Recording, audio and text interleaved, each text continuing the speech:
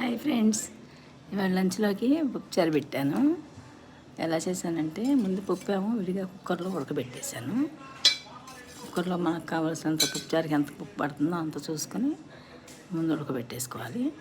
తర్వాత ఏమో ఇదిగో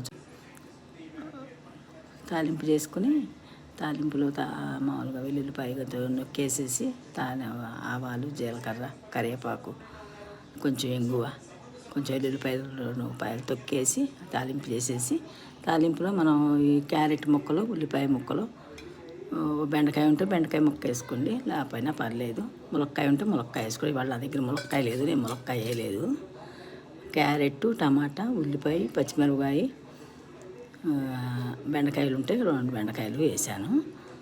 వేసేసి ఇవన్నీ కొంచెం వేగనిచ్చేసి వాటర్ పోసేసాను అన్నమాట. వాటర్ పోసేసి ముక్కలు కొద్దిగా ఉడికినాక కొంచెం చింతపండు పులుసు పిండి అనమాట. చింతపండు కొద్దిగా గుజ్జు పిండి పోసాను అనమాట. పోసినాక ఇవి మరుగుతూ ఉన్నాక మనం పప్పు వండుకున్నాం కదా, ఆ పప్పును కొంచెం స్నాక్స్గా మెత్తగా చేసేసి గరిటతో కుక్కర్లో అదేక బాగా మెత్తగానే ఉంటుంది. మెత్తగా చేసేసి ఈ చారులో కలిపేయటం అనమాట. పప్పు కలిపేసేసి మొత్తం ఇట్లా గుమగుమలాడుతూ ఉంటాయి అన్నమాట. మళ్ళీ మనకు కావాలనుకుంటే మళ్ళీ కొంచెం తాలింపు పెట్టేసి కొంచెం లైట్గా నెయ్యి వేసేసి ఒక రవ్వ నూనె, ఒక రవ్వ నెయ్యి వేసి కొంచెం ఆవాలు, జీలకర్ర, కూతి, లైట్గా కరివేపాకు ఇవన్నీ వేసి మళ్ళీ తాలింపు పెట్టుకుని ఇంకా బాగుంటుంది. కొంచెం కొత్తిమీర అవన్నీ వేసుకుని ఇగో ఇట్లా ఉంటాయి అన్నమాట. గుమగుమలాడుతాయి. చాలా సింపుల్ రెసిపీ అన్నమాట. ఎవరైనా ట్రై చేయొచ్చు.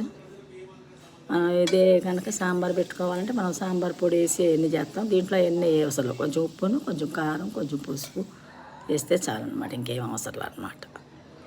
Thank you, bye. నా వీడియో నచ్చిన సబ్స్క్రైబ్ చేసుకోండి ఫ్రెండ్స్. ఇలాగే ఇంకా మరిన్ని వీడియోలు చేస్తాను. Thank you, bye. See you.